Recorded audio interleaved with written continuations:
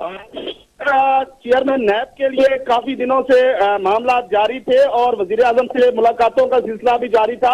और आज खुर्शीद शाह का बयान जो सामने है उसमें उन्होंने कहा है कि वजीर आजम से मेरी 4 मुलाकातें हो चुकी हैं और 4 मुलाकातों के बाद ये नाम फाइनल हुआ है और मैंने तमाम नामों की फहरिस्त जो है वो वजीर आजम शाहिद खकान अब्बासी को दी थी और तकरीबन 13 से 14 नाम थे जिनके ऊपर वो मुकम्मल तौर पर इत्तेफाक भी किया गया और उनके ऊपर डिस्कस भी की गई थी। तो आज उन्होंने कहा कि एक नाम जो है वो फाइनल कर दिया गया, वो रिटायर्ड जस्टिस इकबाल हैं जिनका नाम जो है वो जवेद इकबाल है जिनका नाम जो है मुकम्मल तौर पर सामने आ गया। इसके लिए खुर्शीद शाह ने कहा कि इसके लिए तमाम जमातों से मुशावरत भी की गई और उनसे मामला मुकम्मल होने के बाद जो है ये नाम सामने लाया गया और पाकिस्तान तरीके इंसाफ और पाकिस्तान की जो MKM जमात है उनकी तरफ से भी जो नाम दिए गए थे उन पर भी नजरसानी की गई, देखा गया।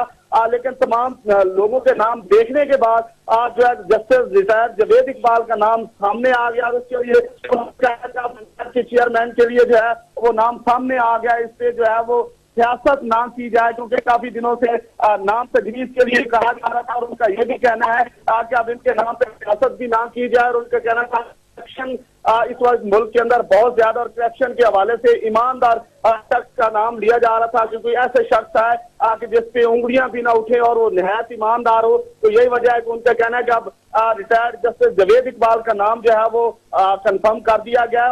अब वजीर आजम जो है वो जल्द इसका ऐलान भी कर देंगे और उनका कहना था कि अब मुल्क के अंदर जो है ना वो एक निहायत और शरीफ इंसान का होना बहुत जरूरी था और यही वजह है कि अब उनका नाम सामने आ गया है। जी शुक्रिया जमीर हुसैन। जमीर हमें तफसीलात से अपडेट कर रहे थे। जस्टिस रिटायर्ड जावेद इकबाल का नाम जो है वो